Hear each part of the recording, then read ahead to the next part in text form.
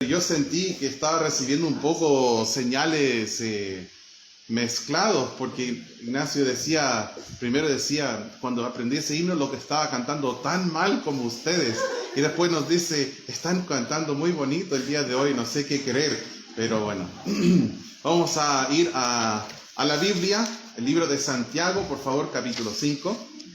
Santiago, capítulo 5, en sus Biblias, por favor. Para seguir nuestra serie que hemos estado estudiando versículo por versículo, frase por frase, en el libro de Santiago, viendo como tema principal en este libro la fe genuina, la fe legítima, la fe sincera. Y hoy vamos a estar viendo acerca de la fe en la segunda venida. Fe en la segunda venida y cómo vivir mientras esperamos al Señor.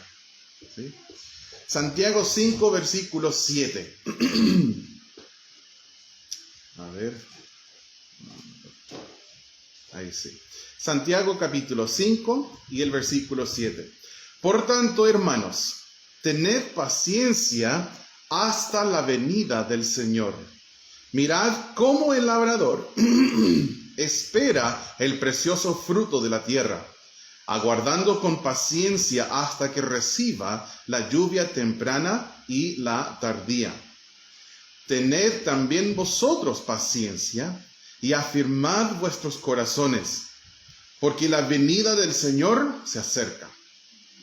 Hermanos, no os quejéis unos contra otros, para que no seáis condenados. He aquí, el juez está delante de la puerta. Hermanos míos, tomad como ejemplo de aflicción y de paciencia a los profetas que hablaron en nombre del Señor. He aquí tenemos por bienaventurados a los que sufren. Habéis oído de la paciencia de Job y habéis visto el fin del Señor, que el Señor es muy misericordioso y compasivo. Pero sobre todo, hermanos míos, no juréis ni por el cielo, ni por la tierra, ni por ningún otro juramento, sino que vuestro sí sea sí, y vuestro no sea no, para que no caigáis en condenación.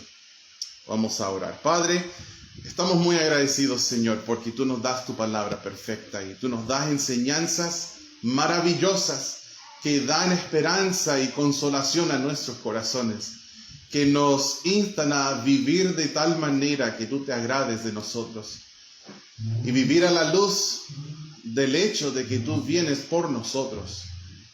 Te pido, Señor, que esta mañana fortalezcas nuestra fe y nuestra esperanza sea más sólida que en cualquier otro momento de nuestra vida, y de que aquí en adelante nosotros vivamos cada momento a la luz de este hecho. Cristo viene otra vez. Oramos y pedimos esto en el nombre del Señor. Amén. Bien, para empezar, hermanos, quiero ver en los primeros 2 versículos que la esperanza cristiana, fundada en la segunda venida del Señor, produce paciencia.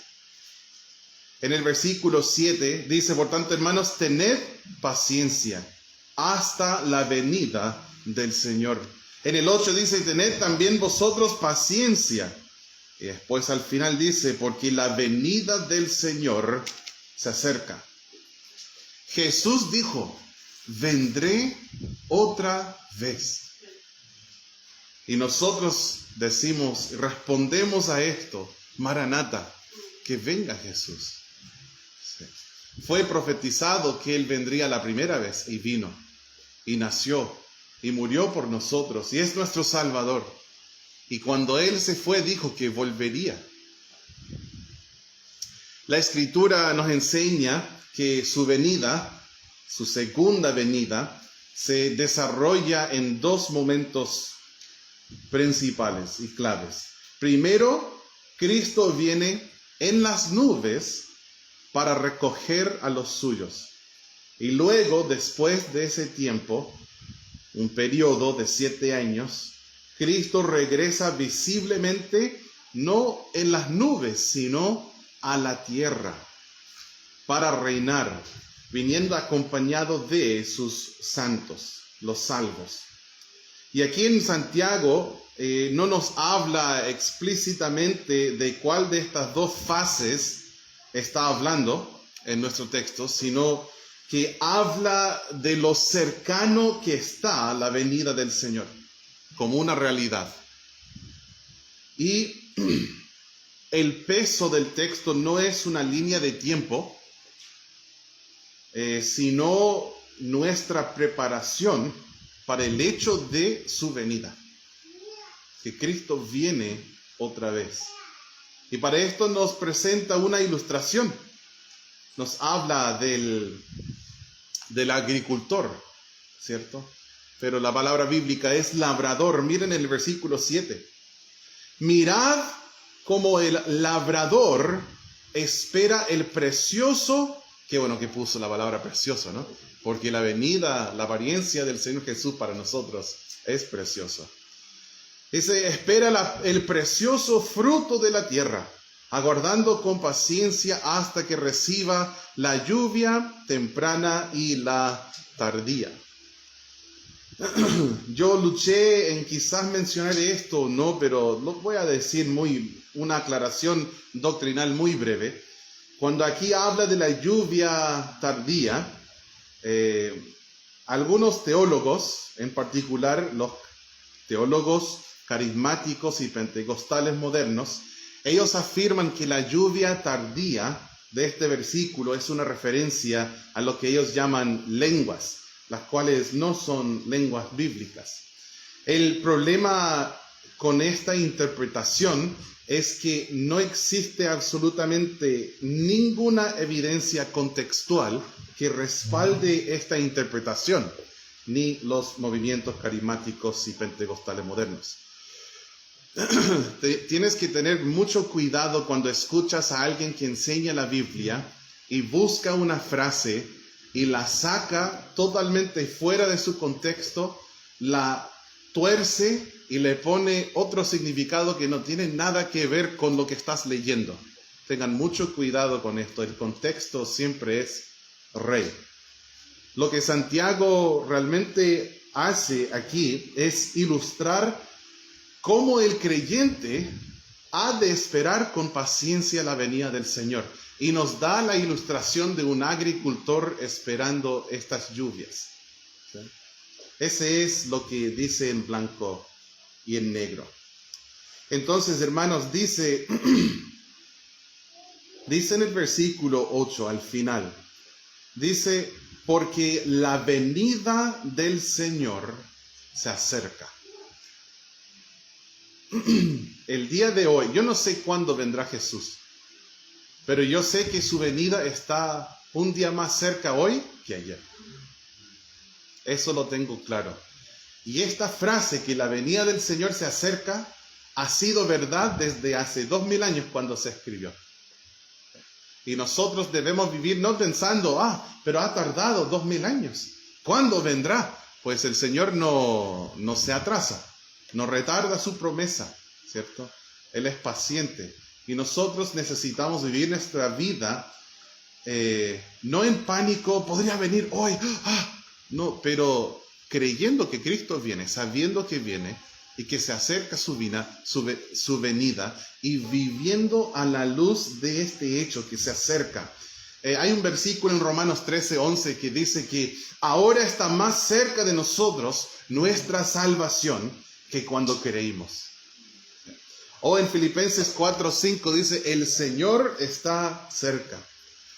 O en Hebreos capítulo 10, versículo 25, cuando nos dice, no dejando de congregarnos, dice esta frase, y tanto más cuanto veis que aquel día se acerca. Nosotros sabemos que Cristo viene y su venida se acerca. Y esta cercanía de la segunda venida de Cristo no solo exige que nosotros esperemos con paciencia, sino también exige una firmeza en el corazón.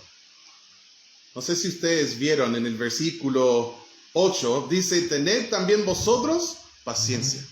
Y luego dice, y afirmad vuestros corazones, porque la venida del Señor se acerca.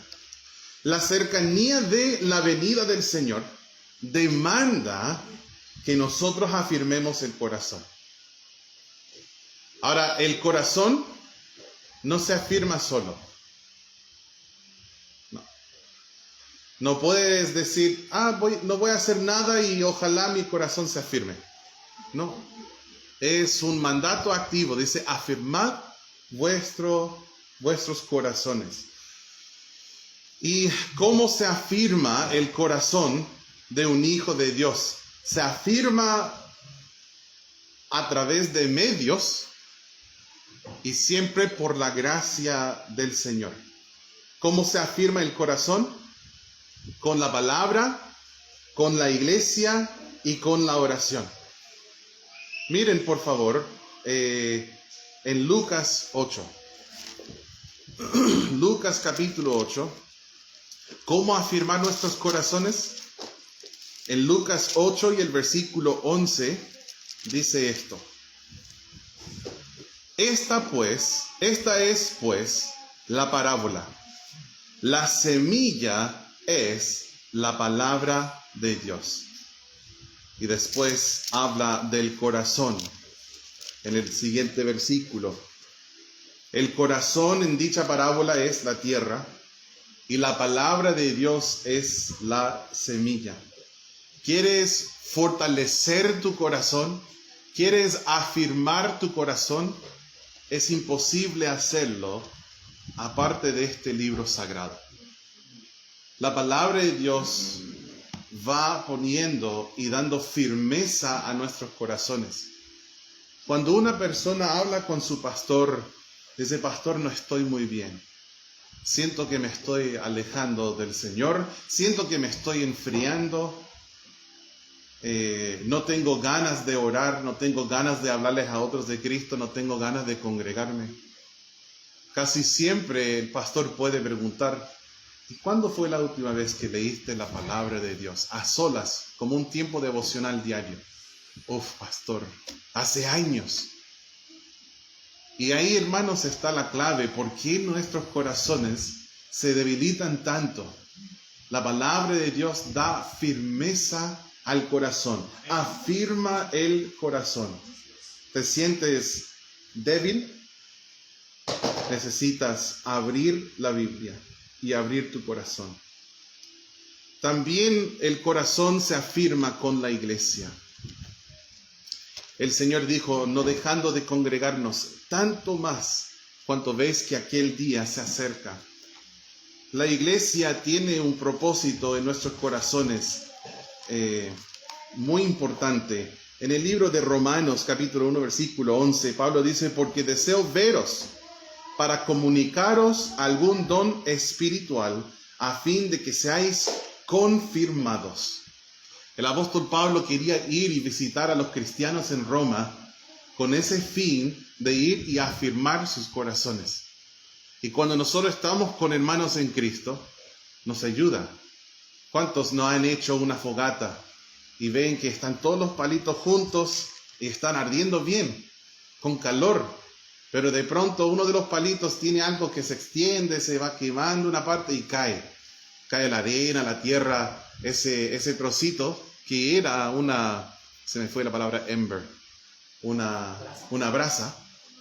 Pero ahora cayéndose a tierra, alejado del resto del fuego, ¿qué sucede? Se apaga y rápido. Nosotros cuando nos alejamos del redil, de la grey de Dios, nos pasa lo mismo. No te alejes, acércate, pide ayuda. Si alguien dice, oye hermano, ¿cómo estás? No le digas, no le mientas, estoy súper bien, todo muy bien, cuando estás a punto de volverte loco y llorar ahí mismo. Pero, no, está todo bien, genial, Dios es bueno. No mientas. ¿Sabes qué, hermano? Estoy pasando por momentos críticos, un poco difícil. ¿Podemos juntarnos esta semana para conversar? Necesito el apoyo de un hermano. Qué refrescante sería esto, ¿no? Que los cristianos dejáramos de dar una cara falsa y que nosotros fuéramos genuinos y sinceros unos con otros. sin hipocresía. La iglesia está para prestar firmeza al corazón. ¿Qué hacemos nosotros cuando una persona se lesiona?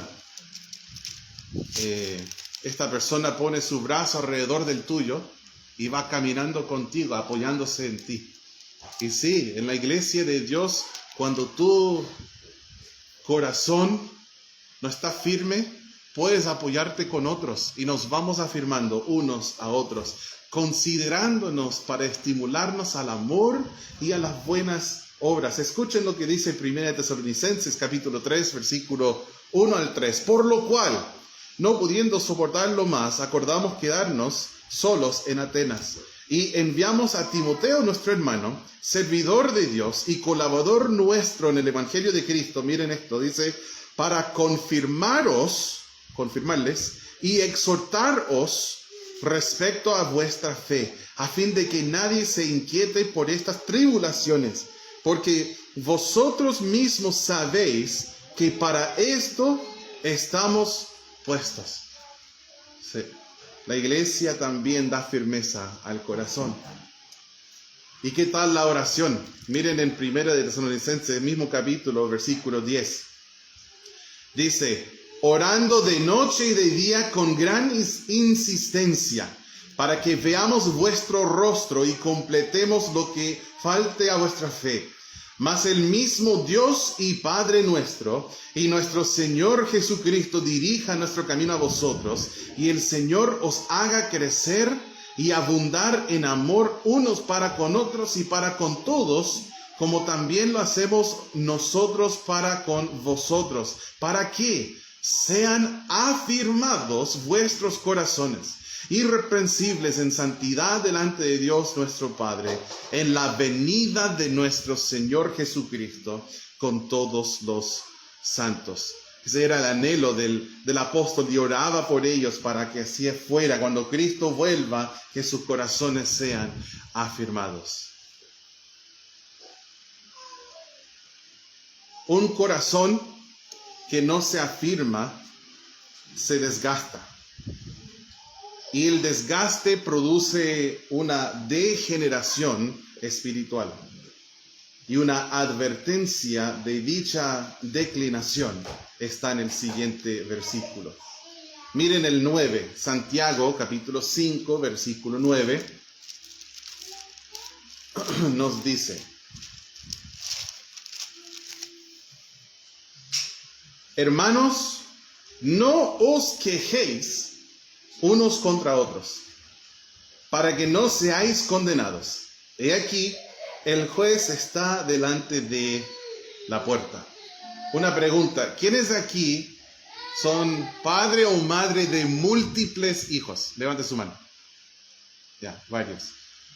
Y ahora no tienen que levantar sus manos, pero en algún momento, alguna vez, quizás en toda la historia, sus hijos se han quejado uno contra otro. Imagino que en tu casa no. ¿Cierto, Ani? Este tipo de cosas no sucede jamás. ¿Cierto, Miguel, que se está riendo tanto? No, nunca, jamás los hijos pelean. A veces sucede esto y quiero... No es mi trabajo como papá, ser papá así, pero quiero agarrarle por las orejas y hacerle así y decirle: madúrate, madura pues. ¿Cómo pueden pelear? Me da exactamente lo mismo si era un lápiz azul o amarillo. Pelean por cosas así. No, es que cuando estaba comiendo me miró feo. Pero ¿cómo? Tan infantil e inmaduro. Soy el peor papá en la historia. ¿Cómo puede ser que mis hijos pelean por cosas así? Hermanos, a veces quiero tomar adultos, cristianos, hijos de Dios, creyentes de años. Quiero tomarle por las orejas y hacerle: ¿cómo puede ser tan infantil? que estás peleando con tu hermano como un niño mocoso. ¿Cómo puedes actuar así? A veces la espera prolongada produce fatiga. Mi técnico de lucha, cuando practicaba lucha, él decía, la fatiga nos hace a todos cobardes. Y es cierto, la fatiga a veces, quizás veo un niño portándose muy, muy mal, pero después pienso en mi mente, a ese niño pasa 20 horas sin dormir, quizás viajando en aviones o algo así, y me doy cuenta, está muy cansado, está fatigado, normalmente no se portaría como se está portando. La fatiga mal manejada produce quejas, produce críticas y peleas por tonteras. Y así entonces nosotros podemos observar comportamiento como en Santiago 4:1, donde dice, ¿de dónde vienen las guerras y los pleitos entre vosotros? ¿No es de vuestras pasiones las cuales combaten en vuestros miembros? Codiciáis y no tenéis, matáis y ardéis de envidia y no podéis alcanzar, combatís y lucháis, pero no tenéis lo que deseáis porque no pedís. La fatiga suele producir esto en nosotros. ¿Y saben qué?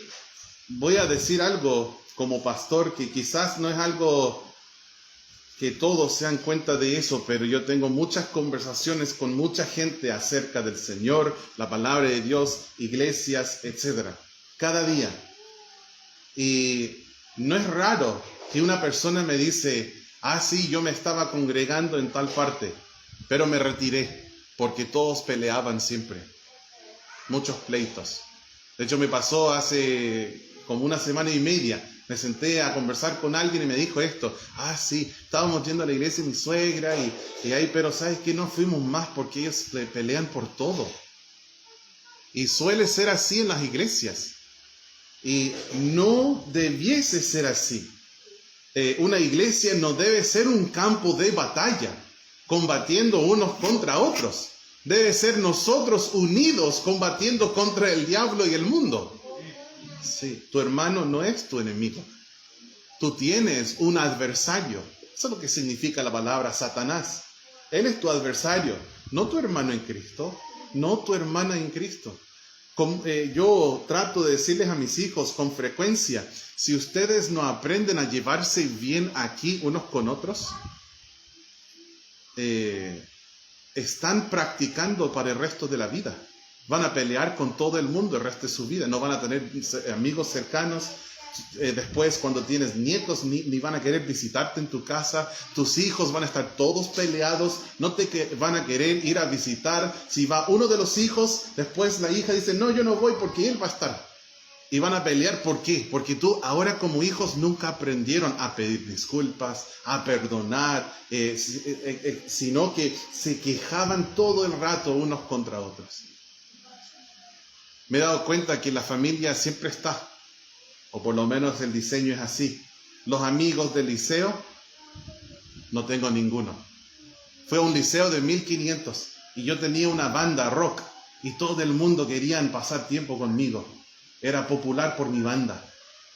Pero hoy día, ¿cuántos de ellos me han llamado en los últimos 20 años? Ninguno. Pero ¿saben qué? Hablo con mi hermana. Hablo con mi hermano, hablo con mis papás, tíos, primos, abuelos cuando estaban vivos. ¿Sí? La familia debiese ser así, pero lamentablemente nosotros en ese campo de entrenamiento que es la familia, muchas veces fallamos en aprender cómo llevarnos los unos con los otros. Y es por eso que luego los hijos que nosotros criamos para ser contenciosos son los mismos que van y son miembros de iglesias y las destruyen. Piensa en eso, tus hijos que estás criando ahora, si los crías mal ahora, quizás en 20 años más destruyan a esa iglesia.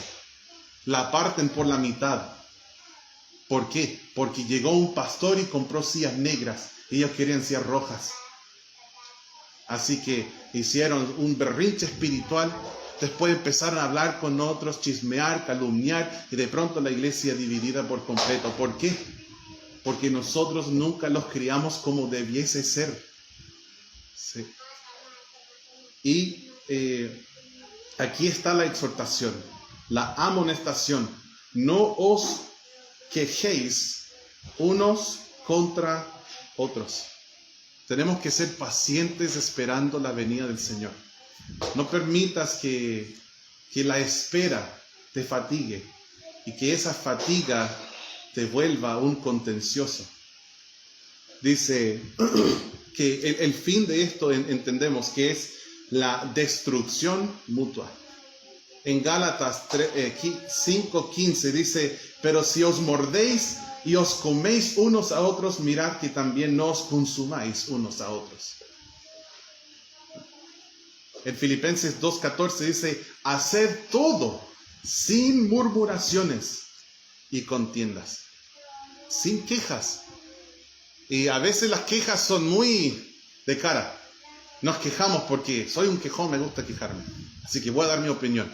Pero a veces las quejas son más como una murmuración, como que nunca me dan una atención, como una murmuración así. Y el Señor dice que todo se ha hecho sin murmuraciones y sin contiendas. Sí, contiendas. Necesitamos protegernos de las contiendas necias que suceden por tonteras. Sí, debemos contender por la fe que ha sido una vez dada a los santos. Sí, contendemos por doctrina bíblica. Eso no nos paremos, tenemos convicciones, estamos firmes en eso. Pero que no, yo quería ser el anfitrión de la reunión de varones en mi casa, pero lo dieron al otro hermano y no sé por qué no me prefirieron a mí y después tú tienes un problema con alguien por eso. Eso sí que es una tontera. O no entiendo por qué separaron las clases, están hasta tal año y tal curso, pero yo quería que mi hijo estuviera en esa clase, pero ahora tiene que ir a esa otra clase. Ya, me voy. Hay otras iglesias en Coyhaique. Sí, esto sí que son tonteras. Y no debemos contender y pelear por ese tipo de cosas. ¿Sí? Quizás ustedes que llevan años en iglesias podrían dar 100 ejemplos de contiendas necias que han visto en iglesias. No las traigan aquí. No queremos ese tipo de comportamiento, sino más bien debemos darnos cuenta de algo, que hay un juez y que el juez está a punto de entrar a corte. Miren lo que dice el versículo 9. Hermanos, no os quejéis unos contra otros. Y esa frase es muy fuerte. Para que no seáis condenados. Eso es fuerte. ¿Dónde se hace una condena? En corte. Y dice acá, he aquí el juez está delante de la puerta. Ese juez es un juez en nuestra forma moderna de escribir, con J mayúscula. Sí.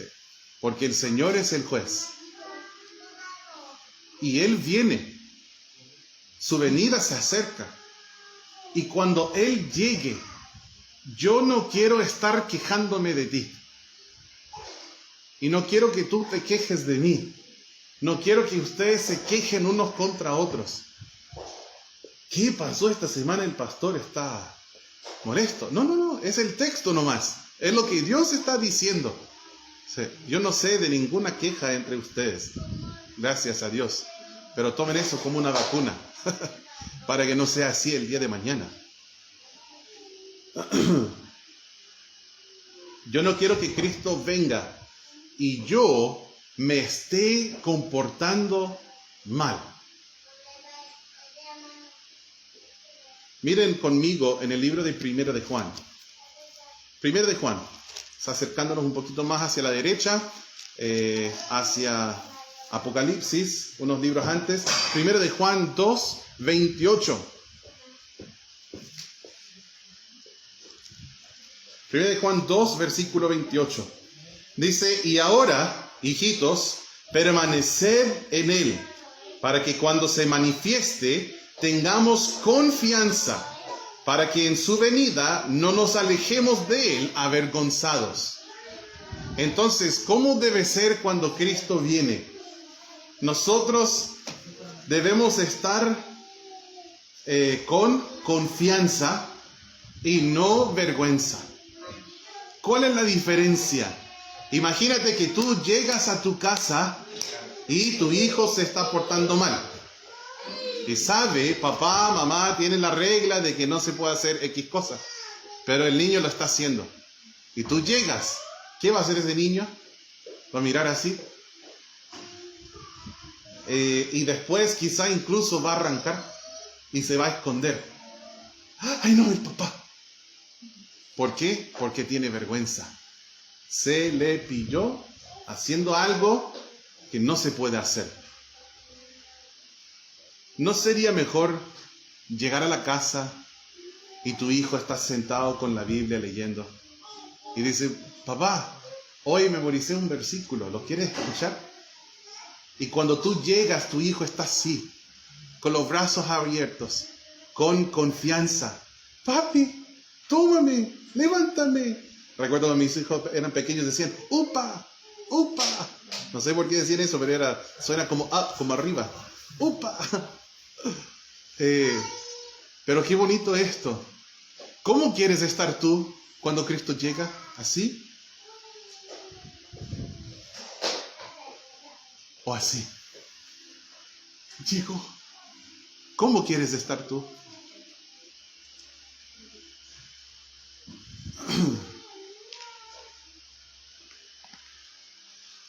Ahora, hay una enseñanza incorrecta hoy día que la escuché en mis primeros meses en Chile, en 2010.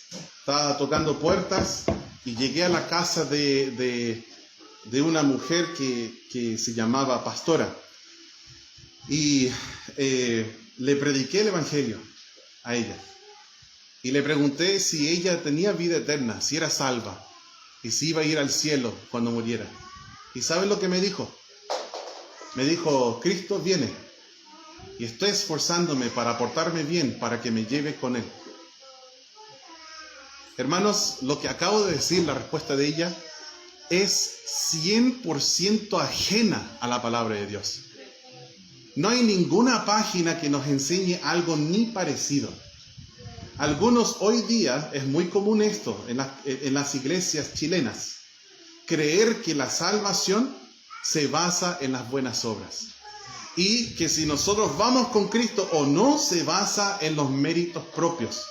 Si me estoy comportando bien, Cristo me va a llevar. Si estoy actuando mal, me va a dejar. Hermanos, eso está muy mal. Cuando Cristo viene, no viene por sus hijos bien portados. Viene por sus hijos, punto. La cuestión no es si eres digno de ser llevado con Cristo o no. La pregunta es esta: ¿eres salvo o no eres salvo? ¿Quieres prepararte para la venida del Señor? El primer paso es este: arrepiéntete y cree en el Señor Jesucristo como tu Salvador. Arrepiéntete con Dios y tener fe en Cristo como Salvador. Y si tú crees en Jesús como Salvador, recibirás vida eterna, serás hijo de Dios y estarás preparado para su venida. Ahora, como hijos de Dios también entendemos una cosa, que en la Biblia habla de una corona, en particular, una recompensa para algunos de los hijos de Dios. Dice en 2 Timoteo 4:8, dice, por lo demás, me está guardada la corona de justicia, la cual me dará el Señor, juez justo, en aquel día. Voy a agregar esa frase, que se acerca. Y no solo a mí, sino también a todos los que aman su venida. Hay una corona esperando para todos aquellos que aman su venida. Pero eso no significa que si tú no recibes esa corona, que te quedas aquí. Depende que si eres un hijo de Dios o no. Pero si tú amas la venida del Señor y vives de tal manera, anhelando su venida, para que cuando Él venga le recibas con confianza. Entonces un día recibirás una recompensa, un premio, un galardón, es una palabra bíblica también, que es la corona de justicia, que tú un día podrás tirar a los pies del Señor Jesús. La doctrina de la segunda venida regula nuestras vidas como hijos de Dios y regula nuestra boca. Es por eso que aquí en este versículo habla de criticar. Perdí Santiago 5, voy a volver. Es por eso que habla de quejarnos unos contra otros. Y es por eso también que el último versículo en nuestro texto habla de decir sí para significar sí y no para significar no. Porque la segunda venida del Señor afecta y regula nuestra boca y también nuestras relaciones unos con otros. Vamos a seguir a los próximos versículos. 10 y 11 dicen, Santiago 5, 10 y 11. Hermanos míos, tomad como ejemplo de aflicción y de paciencia a los profetas que hablaron en nombre del Señor. He aquí tenemos por bienaventurados a los que sufren. Habéis oído de la paciencia de Job y habéis visto el fin del Señor, que el Señor es muy misericordioso y compasivo. Dios bendice a los que perseveran en el sufrimiento. Los primeros dos versículos nos hablaban de tener paciencia. Después aquí nos habla de la paciencia de los profetas, nos habla de la paciencia de Job. Y como ellos pacientemente esperaron en el Señor, ellos fueron bienaventurados por eso. Acuérdate de cómo terminaron las cosas para Job. Que gracias al Señor, Él fue misericordioso a Job, Él fue compasivo a Job y le bendijo, terrenalmente hablando, más al final que al principio de su prueba. Acuérdense de eso. Bíblicamente, la bienaventuranza ligada al sufrimiento parece ilógica, pero bíblicamente no es así.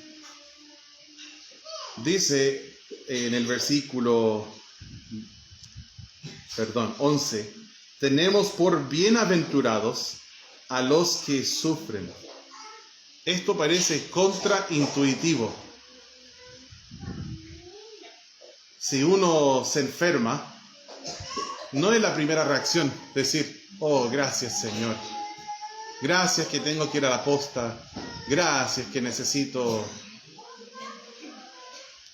Nelson, ¿podrías ver a la señora Maudelina, por favor? Nos vamos a decir, gracias que tengo que ir a hacerme un control con el doctor, gracias que necesito antibióticos. No vamos a dar gracias al Señor como primera reacción a algo negativo. Gracias que perdí mi trabajo. Gracias que choqué mi auto. Gracias que sufrí alguna tragedia. No. Sin embargo, en la Biblia el enfoque no es el dolor cuando nosotros estamos en la prueba. El enfoque es Dios.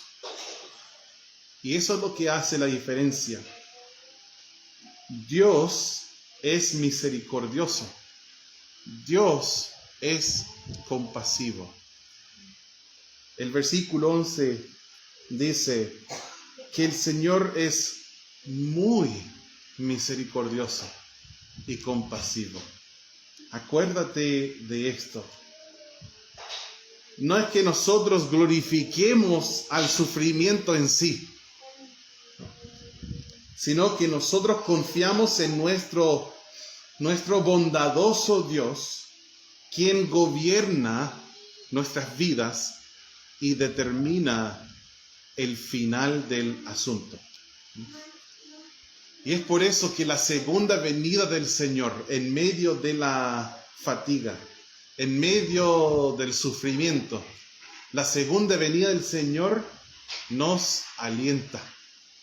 De hecho, habla del arrebatamiento, que es la palabra bíblica para decir rapto. Rapto es una palabra más latín, que viene también de la Biblia, pero de la Biblia en latín. Raptura, creo que significa arrebatar. Primera de Tesalonicenses 4 habla de que seremos arrebatados. Cristo viene por nosotros, nos va a arrebatar. Y dice que nosotros debemos alentarnos los unos a los otros con estas palabras. La segunda venida del Señor nos alienta, nos consuela. Hermanos, no desmayan, sean alentados. Cristo viene de nuevo. Entonces ten paciencia, afirma tu corazón y compórtate como un hijo de Dios, unos con otros y también con los de afuera. Cuando nosotros meditamos y enfocamos en el eterno peso de gloria, como dice en 2 Corintios, es entonces que nuestras tribulaciones se vuelven leves y momentáneas. Así dice la Biblia en 2 Corintios.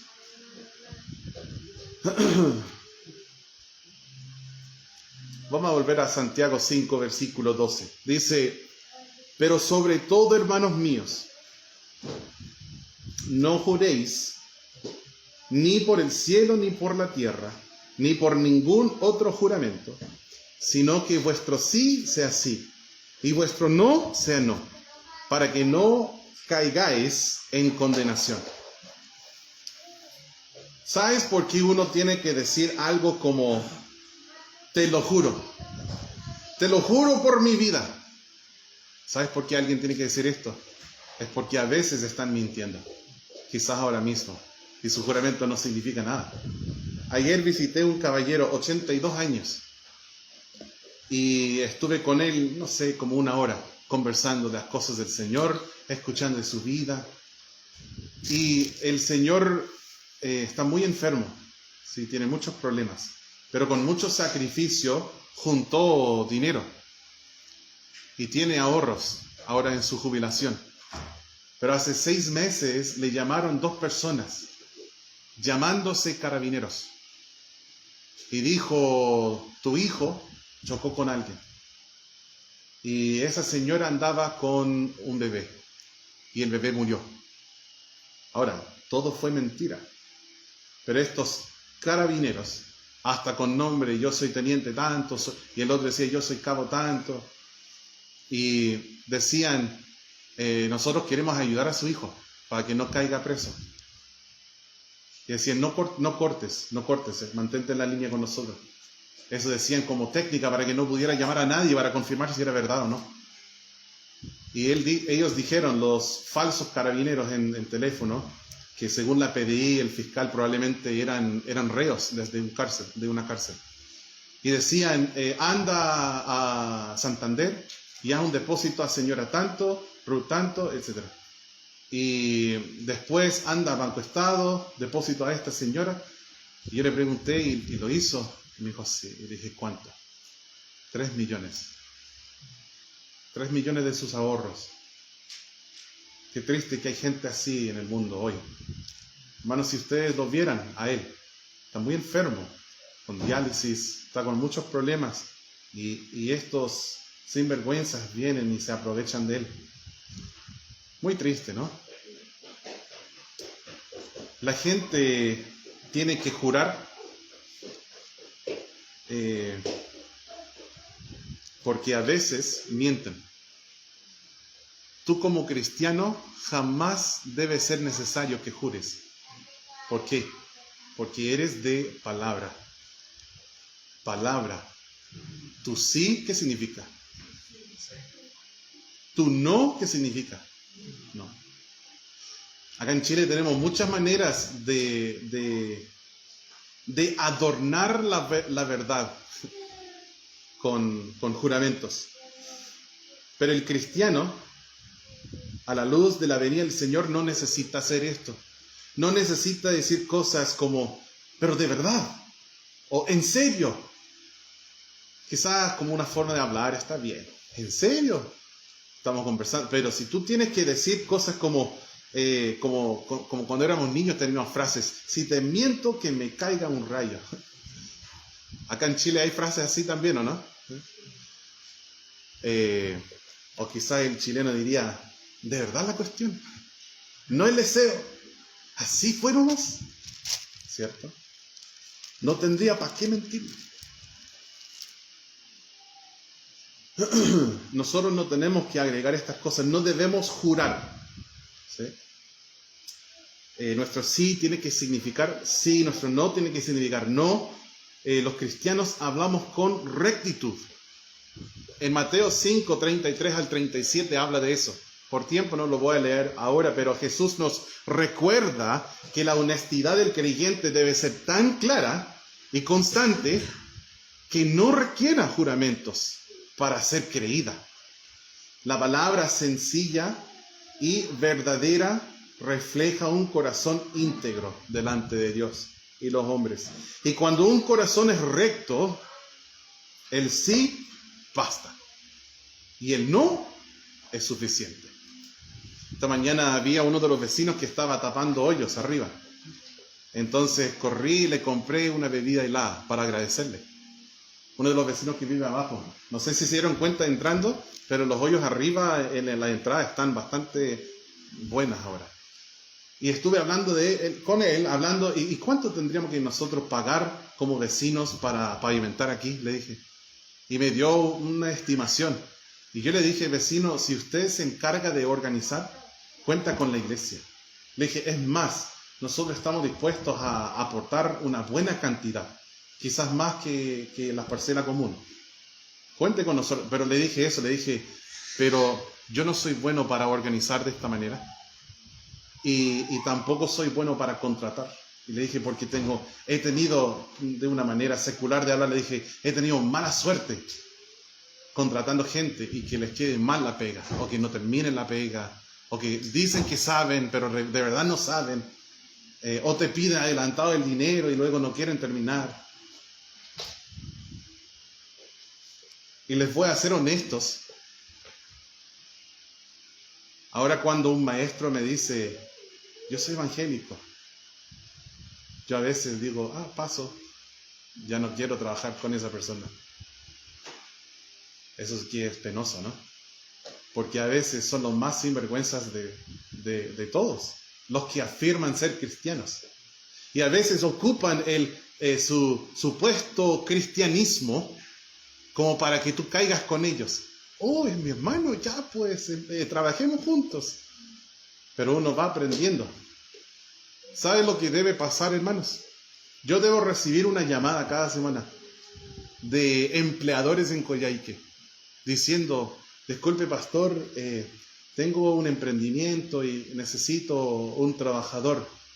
Y la gente de la iglesia Virgo Bautista son tan buenos, tan rectos, tan honestos, tan responsables, puntuales, trabajadores.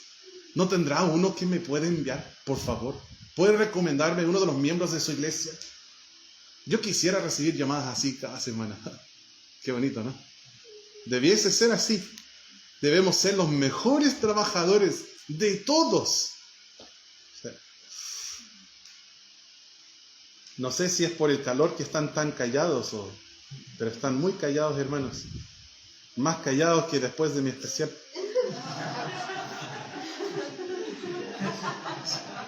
Tan mal canté, dije. Están enojados todos. Santiago nos muestra que la fe en la segunda venida de Cristo no es una doctrina para debatir y pelear. No, yo tengo esa postura. Nosotros tenemos esta otra postura y pelear en Facebook por días. No, es una verdad que debiese gobernar la vida del creyente. El Señor viene. El Señor viene. Y esa esperanza marca la diferencia en nosotros. Esa verdad marca cómo nosotros esperamos su venida. Y mientras nosotros aguardamos la esperanza bienaventurada, como dice en Tito 2. Nosotros entonces vivimos con paciencia, afirmamos el corazón y cuidamos nuestras palabras y nuestras relaciones, perseverando con paciencia en medio del sufrimiento, caminando con integridad y sencillez.